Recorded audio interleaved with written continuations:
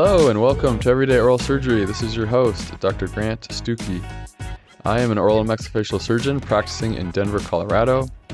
The goal of this podcast is to connect, learn, and inspire. In this podcast, you'll be hearing from OMS surgeons all over the globe discussing ways to improve the practice of oral and maxillofacial surgery. Most information shared in this podcast will be based on personal experience and opinions, so please supplement what you learn here with approved research studies. Without further ado, please enjoy today's episode. All right, welcome everyone. Welcome back to another episode. Today I'm with Dr. Roger Levin. He is the founder and CEO of Levin Group, a practice management company that's helped many surgeons. Roger, thank you for joining us on the podcast again. Grant, I'm thrilled to be here. I love working with you, and I hope we're helping a lot of people with this information. Yeah, I get tons of great feedback. We've had some great topics. We're kind of doing this series geared toward helping the overall management of a practice. And today we wanted to focus on meetings. You know, I'm no stranger to meetings. I'm sure you're not at all. But the real question is, are we doing the best we can and with our meetings? Are we making them efficient? Are we making them effective? You know, do they really accomplish anything? And hopefully accomplish a positive thing, because they could potentially even make things worse if you have a bad meeting. But how would you start us off on the topic of the anatomy of a meeting? Well, as a precursor to that, and we'll get right into that, a lot of my business training came in the 1980s. Now, for anybody new to the podcast, I'm a general dentist. I did practice 10 years full time, so I've lived your life to some degree, even though we have oral surgeons. And as I was studying business in the 80s, there were two very big thoughts taking place. One was, what were they doing in Japan? Because Japan was becoming the economic powerhouse of the world. They were second only to the United States in size. Their quality was rising quickly. Our quality was going down. They all but destroyed our car companies because they had inexpensive, excellent cars, and we had expensive, not so excellent cars. And so whenever you study business, you study what I call the hot hand. Today it would be China. You'd be studying China quite a bit. That was number one. It has nothing to do with our podcast today, just an interest point. But number two was the subject of meetings. And the real view of meetings was that they were evil, terrible, disdainful, and to be avoided as much as possible. Meetings wasted time in business. And to some degree, that was true, because you start a business, and as you get bigger and bigger and bigger, and in business school, you learn about big companies, that those are the ones they focus on, you add just more and more bureaucracy. Bureaucracy was the real devil incarnate. You didn't want to be bureaucratic. Companies were working to become not bureaucratic, and killing off meetings became part of that concept. Unfortunately, you do need meetings. Meetings are either a waste of time, we want to eliminate that, or they are the greatest communication tool in the world, especially in oral surgery. Because unlike other businesses, surgeons don't have time to walk around their office, check in with people. Mary, did you get that done? Sally, how many implant cases came in today? How many new patients do we get? We don't have time to walk around and have those business hall or hallway, or what they call water cooler conversations. So oral surgery practices need to use meetings as their main vehicle to communicate. Now, the subject is office managers. We're in an office manager series. I'll remind everybody the way we got into this is Levin Group has launched a brand new comprehensive training program for office managers, because 96% of them have no management education or previous experience. Now, got a lot of hardworking managers out there, and I give them all the credit in the world. We just want to go from okay or good to great or exceptional. And it can be done with the right training. So office managers are responsible to run the meetings. Our view of an office manager is that they need to become the chief operating officer of the practice, which literally means that they will oversee all non-clinical operations, everything. So in our last podcast, for example, we talked about recruiting, interviewing, hiring, compensation, training. That's all the office manager. Surgeons should not be doing that. They need to get the freedom to get back to surgery and enjoying their days. So the office manager has a hard job in addition to having to learn the job. The hard job is they have to manage up and down. Down means they manage the team, and up means they manage the doctors. Not an easy place to be. It's an art, it's a balancing act, and office managers need to get really, really good at it. So what meetings should we have in our practices? Well, there are three meetings that I think are essential. One is the daily business meeting, often referred to as a morning huddle. I personally have never liked that name because it's cute, but it's too cute. I like serious things. The daily business meeting, that's our name for it. But call it whatever you like. I'll live with whatever you want to call it. It takes place every morning for 10 minutes. I'll be back later. The second meeting is the monthly staff meeting, at least 2 hours a month. If you take lunch, which a lot of surgeons don't, you can include lunch in one of those hours. And that's the meeting where you review the practice. Oh, and the third meeting, I'm sorry, we're not going to talk about today, is the annual strategy meeting. And if surgeons are having a strategy meeting and you have an office manager who is your chief operating officer, he or she absolutely needs to be there. If you can't include them in your strategy meeting and confidential information, you do not have a COO or really great office manager. Okay, so 10 ways to make your meetings more efficient. We're going to talk about in a couple minutes, but Grant, let me stop there and see if you have some questions or comments. Yeah, so I mean, because we've mentioned the morning huddle, or where you're calling a daily business meeting every day, and I know you're going to delve into the structure of that. But yeah, I mean, my questions are all about what's the purpose? How do we make this exciting? How is it a quick yet effective meeting? Okay, so let's start broad. Let's start with any meeting. The first rule and 10 points of meetings. Here we go. And I'll give you the numbers as we go along, everybody, so you know where we are. And number one is start with why and an agenda. Now, why are we having this meeting? Why have a daily meeting? Because it organizes the team, it creates efficiency, it decreases the number of questions, people know what's going on. The daily meeting, as an example, is not the meeting where we talk about strategy, vision, the future. We don't talk about what we saw on TV last night. It is a bang, bang, bang meeting to set up the day, just like a football team. And I don't want to do too much sports analogy because not everybody likes those, but most of the time a football team has a huddle. The reason for the huddle is very serious, very quick. What are we doing on the next play and what's everybody supposed to do? Okay. So the team generally knows their jobs, but they don't know who called, what a doctor, that's a referral source, called and said, I need this patient in this morning. They don't know which assistant has to leave at 3 o'clock that afternoon because their mother has to go to an emergency medical appointment. They don't even know sometimes who's on vacation. So, or who called in and said, I'm going to be late, my kid's sick. So the morning meeting is where we communicate. Now, what do? Well, the first thing is there's no such thing as a meeting. This is a law without an agenda. Don't have meetings without an agenda because it's not a meeting. Meetings without agendas almost always waste time. So what we want to do is confirm that the meeting's necessary. Well, we want a daily business meeting and the monthly meeting critical. In today's world, I just wrote an article about leadership and transparency. In today's world, our workers, especially our younger ones, want transparency. They want to know what's going on, what's happening. And by the way, when they don't, as we know from our management consulting, the rumors will start and it will be the worst possible scenario you can imagine, even if it's completely untrue. Even in small offices, and the bigger you get, the worse the situation is. So we set an agenda for the meeting, the monthly meeting, which includes communication. And why are younger people especially, and even middle-aged now, so focused on transparency? It didn't used to be that way. And the answer, I think, is social media. People and AI. We can get answers to anything in seconds. We can Google it. We can text somebody. We can do AI. We don't want to wait for information. We don't like surprises. We don't want things sprung on us. We want it now and transparent. So that's one of the major reasons for the monthly meeting, but it also includes in training and a concept on improvements, and I'll come back to that. Okay, so we start with an agenda. What is the agenda of the morning meeting? The office manager has to set the agenda.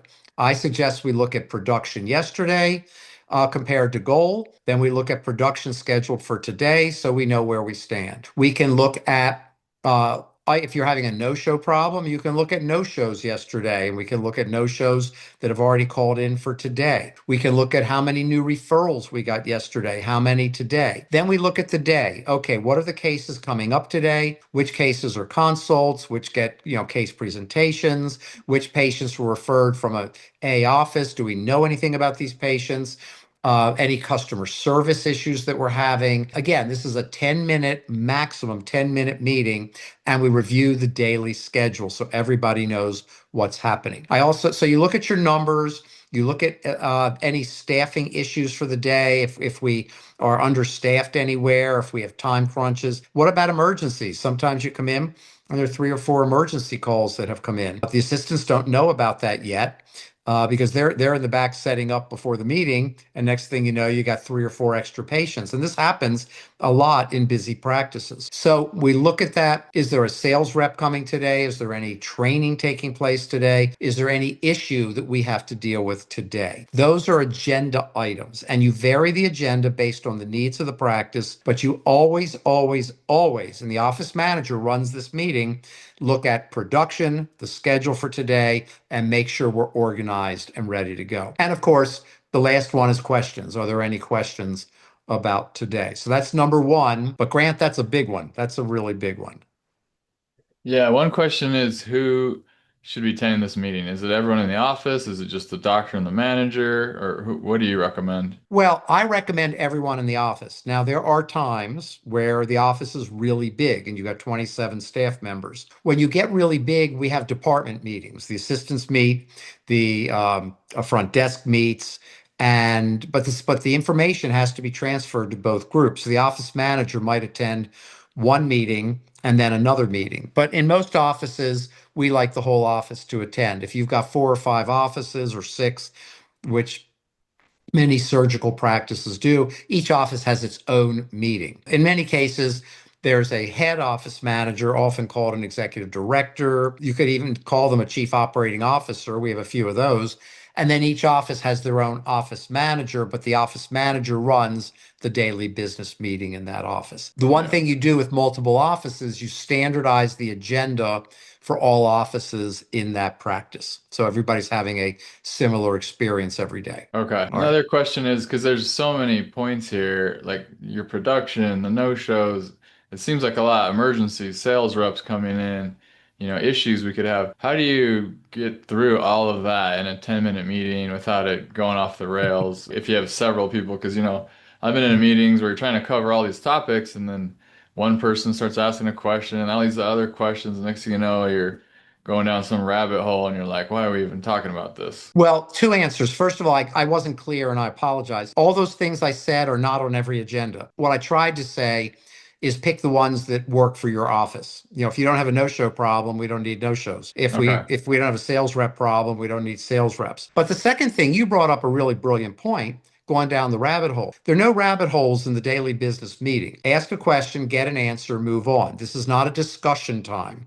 This is not a recommendation time. This is not a practice improvement time. It's only focused on organizing today. Anything else goes to the monthly meeting. So there are no rabbit holes in the daily meeting. You might ask a question, is this emergency coming in going to need an implant? And maybe they know, maybe they don't, but it's a quick question, quick answer, back to the agenda. Quick question, quick answer, back to the agenda. And the office manager has to run it tight. If you don't, yes, it'll become a discussion of what the Kardashians did in their show last night. Yes. That this is not the time for that. Right. So you will get the example you give. If the office managers are tight, they've got an agenda, they follow it, the rest of the team will be on board and they'll be great. All right. Number 2. Define the objective and the agenda. Everyone should know the purpose of the meeting. The purpose of the daily meeting is to organize today and only today. Don't want to hear that somebody's taking vacation next week, where they're going, no rabbit holes. The purpose of the monthly staff meeting is to review the mission, review the vision, have everybody check in on that. Then the next item is to go over any issues in the practice. And the office manager might feel that the front desk needs to improve customer service, or that the assistants are running late, or that the assistants aren't communicating to the front desk when they're running late. All the standard issues that come up. Some of these we have to go over many times. It gets put on the agenda of the monthly meeting. We also have a concept called 3 improvements for the month in the monthly staff meeting.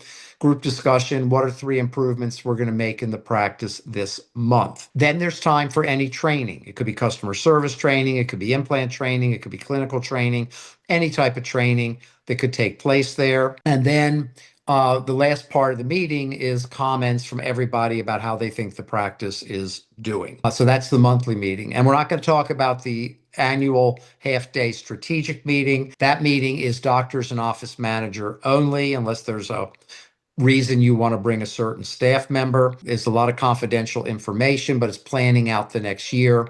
And we're not going to get into that in detail today. But if you have a meeting, then set the agenda for the monthly staff meeting and put a time limit. If we're going to look at improvements, we're going to spend 15 minutes on improvements. So I suggest 10 minutes. If we're going to do training, okay, 30 minutes. We're going to talk about the new implant system we have. I want everybody to know about it, be up to speed so you can talk to the patients. We can do that. So we set the agenda, and we even put times on each agenda item for how long we're going to spend. But it's the office manager who we're training to make sure we stay in those time frames, because you know what happens, Grant? We violate them all the time. We just spent out of 2 hours, we just spent 1 hour and 50 minutes on some complaint that some assistant has about something that happened in the practice 3 weeks ago. So you got to keep your game tight, and that's the job of the office manager. Now, number 3 is Grant, is what you asked. Who do you invite to these meetings? You invite the people who need to be there. Don't waste people's time if they don't need to be there. For example, does the insurance coordinator, if you have one, need to be there? Not necessarily. Does your finance person in the daily business meeting? You might not need your insurance person. You might not need your financial person, because that meeting is about organizing today, not financial and collections and insurance and things along those lines. So don't waste people's time. If they don't need to be there, they can use their time far more productively doing what they need to do. Number 4, start on time and end on time. I'm a nut about this. I mean, I'm over the top on it. That meeting starts on time, because if you don't, you're already creating, let me back up. So one of the greatest motivational speeches is by, I'm trying to remember his name, and I think it's an Admiral McCracken or something like that. And he just Google best motivational graduation speech at University of Texas, I think it was. It's incredible. By the way, separate note, watch it with your team, because it's incredibly motivating. He was a Navy SEAL. He went on to become head of the Special Operations Forces. Great, incredible speaker, very fine person to listen to. And he had 10 points for Navy SEAL training. And the first one, and he wrote a book with this title, was called Make Your Bed. Now that sounds pretty, what do you mean make your bed for Navy SEALs? But his view, when the Navy SEALs, when they're in training in California or North Carolina or wherever they're training, first thing they do every morning is make their bed. And his view was, if you make your bed, you now have accomplished something. You feel like you've done something. May sound funny to everybody, but listen to him. It's pretty impressive. Well, if you start your daily business meeting on time, if you start your staff meeting on time, you've done something. You've sent a message. We're organized. We're with it. We're ready. We've got our act together. If you don't, you're saying we're disorganized, we're not ready, and we don't have our act together. By the way, who's often late to the daily business meeting? The surgeon. So, but there are no excuses in the morning. You haven't seen any patients yet. We know with our surgeons, we work with a lot of surgical practices. We know they can run, 5-10 minutes late because of patients. This is the morning, folks. There are no excuses not to be on time in the morning. And then end on time. Your staff has things to do. Give them the respect of ending that meeting on time so they can get to their rooms, get to their phones, get to their computers, and get going. So respect people's time. I can't highlight that enough, Grant. Okay. I really like this. I conduct meetings usually on a weekly basis, both for work and other type of groups I'm involved in. And I can tell you this is what you're saying here is so critical, but it's not easy. It's taken me a lot of stress and effort to do this, because I feel like if you're the conductor of the meeting and you're the one doing it, let's say, you said it's the manager, how do you keep pushing this meeting along and making it on time without cutting people off, without making people feel unheard? You have to be a little aggressive to really achieve these start and stop goals and all this stuff. Any points on that? Yeah, I've got a great script for that. The office manager is a leader. You and I have done podcasts on leadership. The office manager is a leader, and they need to be able to look at somebody and say, let's talk about that after the meeting. Because first of all, just because somebody wants to talk about some topic, nobody else might be interested. It might have nothing to do with today. Nobody else cares. And now we're wasting 7, 8, 10, 14 people's time. And by the way, that costs money. When you're wasting people's time, you're paying them to waste their time. So the very pleasant phrase is, let's talk about that after the meeting, or let me talk to you about that this afternoon. And when you send the message over and over, let's stay on the agenda, people start to get it. They get it really well. And the office manager at some point might have to say, well, let's stay on the agenda. I want to make sure we end on time. And if we don't have time at the end, I'll talk to you afterwards. That's all. But be a leader. You don't have to be nasty. You don't have to be authoritative. Be a leader, because the office manager is not part of the team. She is the chief operating officer of the practice, responsible for all non-clinical activity. So great question. Okay, number 5, appoint a facilitator for the meeting. Well, that's the office manager. So the idea is every meeting should have a facilitator in life, but these meetings are run by the office manager. Now, if for the annual strategy meeting, that is run by a doctor. Okay, if there's a head doctor, the head doctor runs it, or someone's selected, the office manager participates. But the daily business meeting and the staff meeting are run by the office manager. And what I mean by run, if we look at the monthly staff meeting, it may be the doctors who have a lot to say, but the office manager still follows and controls the agenda, because throughout the month, doctors are feeding the office manager items they would like to discuss at the monthly staff meeting. The office manager puts the agenda together. Not everything makes the agenda, so she has to go back to some people and say, well, how important is this? Because we don't have time to fit it all in. And then that's called negotiation, positive negotiation. And the office manager has these two roles, the daily business meeting and the monthly staff meeting, to make sure, as a chief operating officer, he or she is advancing the practice properly. So that one's pretty easy. Number 6 is, again, addresses, Grant, what you were asking. Keep updates brief. One of the things I've noticed, because we don't grow up in companies where your boss might say, all right, Grant, enough. We've heard enough about that already. Bosses can be brutal, but the first time somebody says, all right, Grant, we're not going to do it, so let's just drop it, you get the idea, like, okay, enough. That's one reason I love sports. A lot of people who play team sports understand very well, because of their coaches when they were younger, what it means. The coach will say, go sit on the bench. You don't say no. And don't do that again. So in the office, updates need to be brief. So the office manager might say to somebody, listen, I'd like you to give an update on the ordering of XYZ, but let's keep it to a minute. Here's an example. At Levin Group, we have a national consultants meeting every Monday.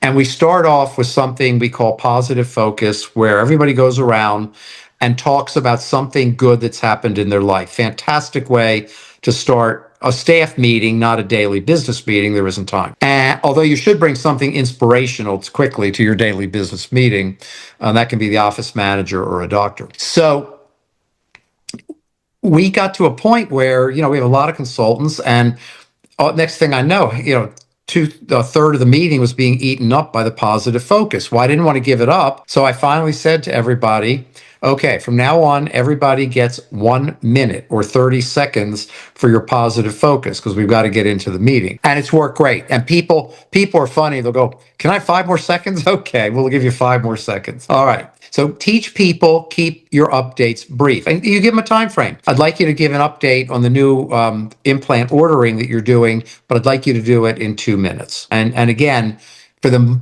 monthly staff meeting, if it's an agenda item, you put a time frame on it to keep people moving. And you put in Q&A time where people can ask questions.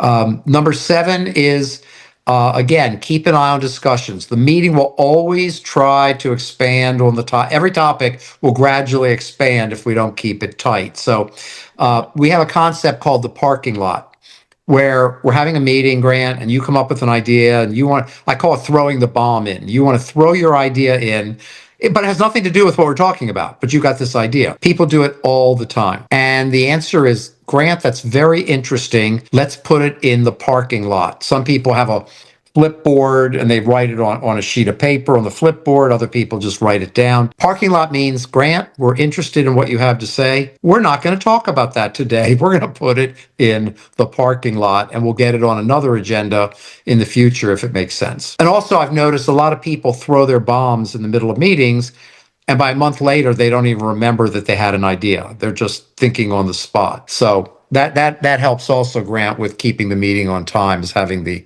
parking lot. Yeah, I love that concept. And I just love arming the manager or whoever's conducting the meeting with some of these kind of prepared responses and ways to keep the meeting going in a cordial fashion. Oh, yeah. No. These meetings should be inspiring and upbeat and positive.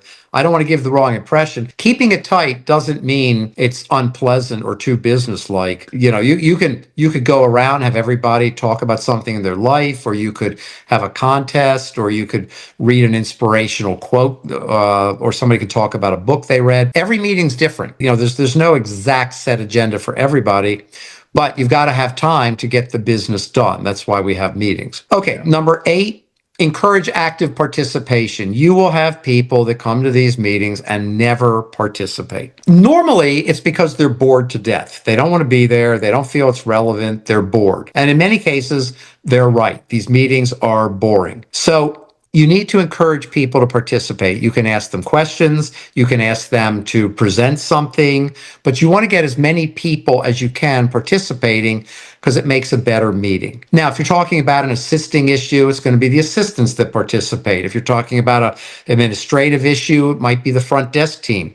And the office manager has to be careful not to take it over. Let the team talk. Don't just jump in and explain the situation or cut them off and give an answer, because people don't get comfortable that way. So that's important. And then number 9, document any actions to be taken. From this meeting, what did we decide we're going to do? Who's going to do it?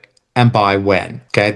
If you have a deadline, it creates accountability. And one of the agenda items in the next meeting is to review that action list. Did we do this, Sally? Yes. Did we do this, Jody? Yes. Did we do this, Tim? Yes. So that we know things got done and we're making progress. And then number 10 is follow up immediately. I suggest that office managers type out the action list and send it to the doctors so they all can see what's happening, because the doctors are the board of directors.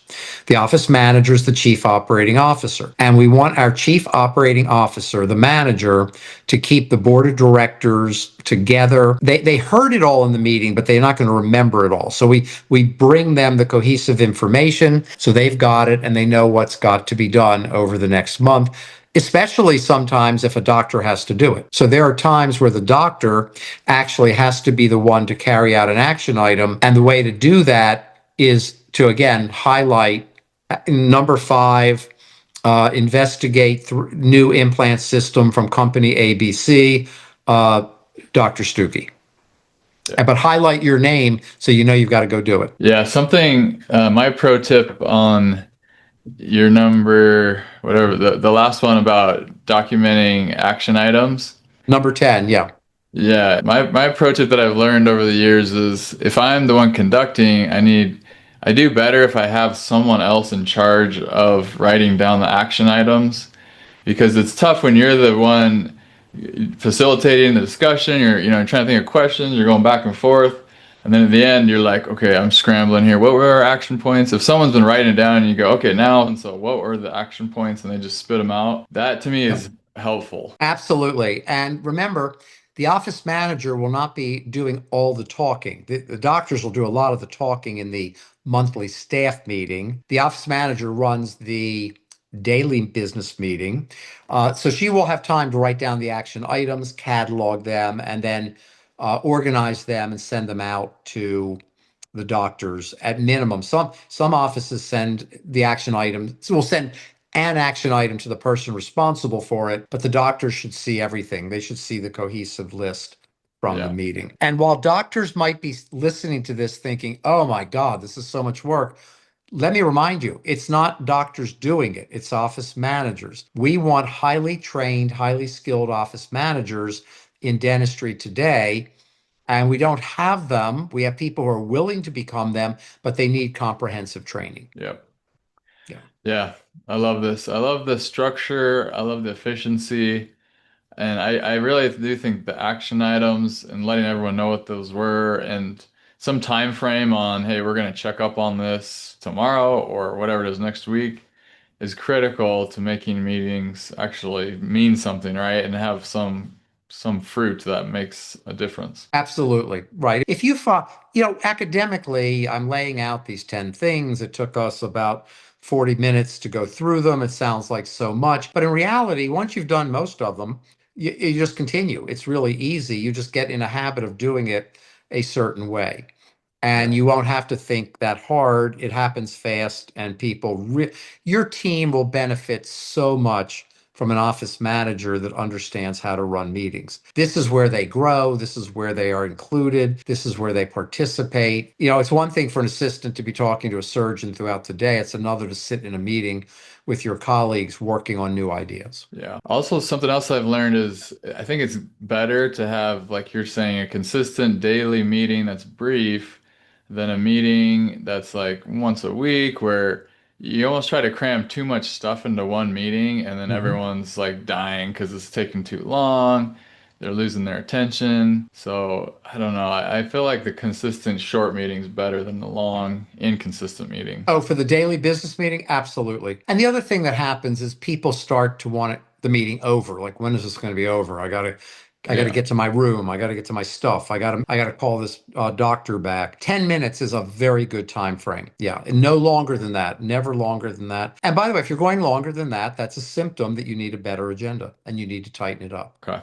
But again, it's the office manager who's on top of all this, not the doctors. Yep. So Well, thank you for sharing this. This is fantastic. I love it. Great, great stuff. And we'll, as always, put your info in the show notes and some outlines of what you've talked about here. excellent. Okay. And Grant, this is tremendously fun. And then we have another podcast coming for office managers, as you know, and that one's going to be fun as well. And the topic, let me just grab it here for everybody in case they want to know in advance, is going to be on leadership as an office manager, because we've Nice. done a lot of good work. We've given many, many recommendations, but ultimately they've got to become a leader. And surgeons should try to view the office manager as a colleague, not a subordinate. I think that's really important. Yeah. A lot of office managers were promoted from within, so they're still seen as that assistant who happens to have been here for 15 years. Start to look at your office manager as a colleague